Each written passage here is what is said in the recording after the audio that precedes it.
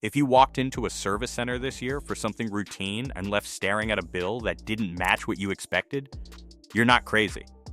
I've been hearing the same type of story over and over in 2026. And it doesn't matter whether the badge on the hood says Toyota, Ford, Honda, or Chevy. Different brands, different cities, but the same structure. The visit starts simple, and it ends with a stack of urgent services that suddenly can't wait. Before we go any further, I'm curious what you're driving right now and roughly how many miles are on it. Not because it changes the conversation, but because patterns show up at certain mileage points, and drivers across the country are noticing the same thing. If you've ever left a service center feeling pressured or second-guessing what you approved, you already know the feeling I'm talking about. I work in this industry every day, and I pay attention to what drivers tell me after the fact. I hear about the conversations, I hear about the invoices, I hear about the tone shifts when the advisor walks back in with a tablet and a serious look. What stands out isn't just the services being recommended, it's the timing and the psychology around them. A few weeks ago, someone told me about his 2020 Toyota RAV4 with just under 60,000 miles on it. He went in for what he thought was a routine visit and walked out approving nearly $1,800 in recommended work. Transmission flush, brake fluid service, throttle body cleaning, fuel system treatment. He said the way it was presented made it feel like he was on the edge of mechanical disaster. Later, when he looked up his manufacturer's maintenance schedule, he realized not all of it was required at that mileage. He wasn't reckless, he just didn't want to take a risk. That's the pattern. Number 1. The mileage milestone package. There are certain numbers that trigger sales momentum in a service center. 30,000 miles. 60,000 miles. 90,000 miles. When your vehicle hits those milestones, the conversation changes. Instead of a single recommendation, you're presented with a bundled major service package that sounds official and non-negotiable. Now here's the important part. Some of what's included can absolutely be legitimate maintenance. But mixed into that package are add-ons that don't always align with how you actually drive or what your manufacturer recommends under normal conditions. The mileage becomes the emotional trigger, not necessarily the mechanical one. It creates the sense that you've reached a point of no return, and everything must be handled at once. Number 2. The lifetime fluid switch. For years, you may have been told your transmission fluid was lifetime.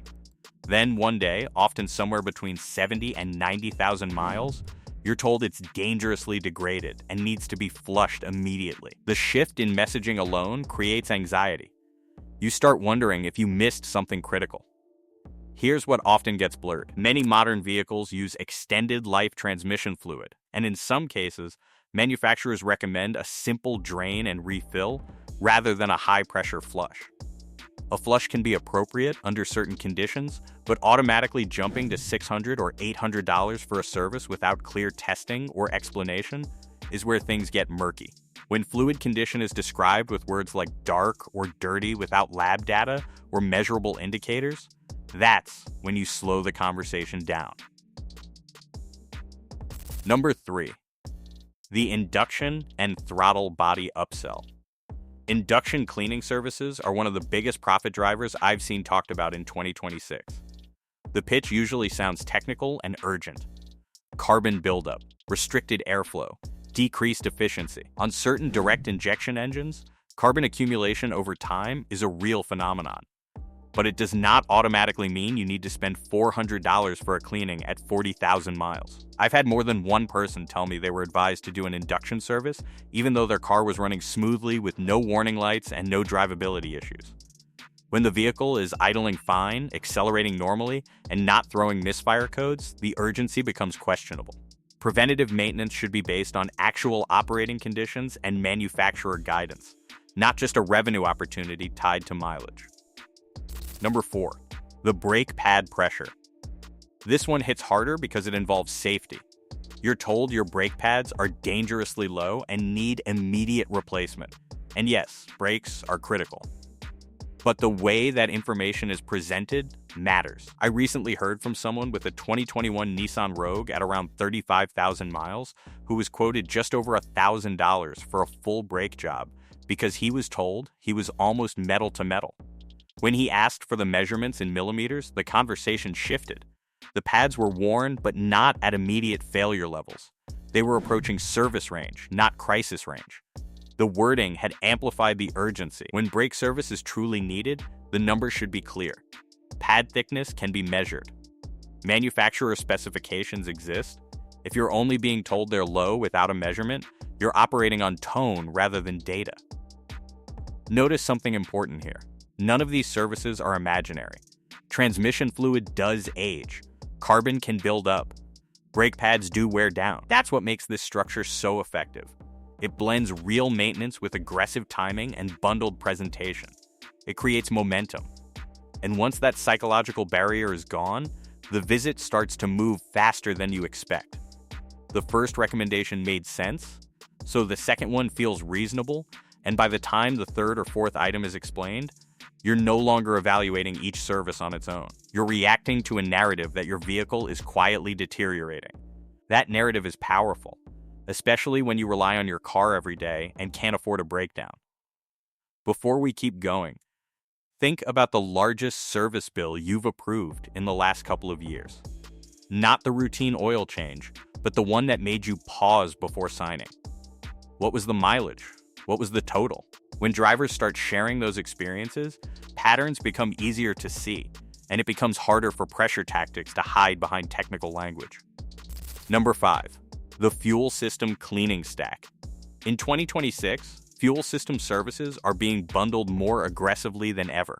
You'll hear phrases like injector contamination, intake deposits, or fuel trim imbalance. On certain high-mileage vehicles with symptoms, cleaning can absolutely be helpful. But what I keep hearing about is the stacking of multiple cleaning services at once, often at 50,000 or 60,000 miles, even when the vehicle is running smoothly. Someone recently told me about his 2019 Ford F-150 with just over 70,000 miles.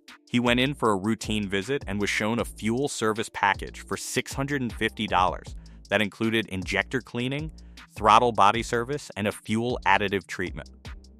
The truck had no hesitation, no misfires, no warning lights. The recommendation was framed as preventative and urgent.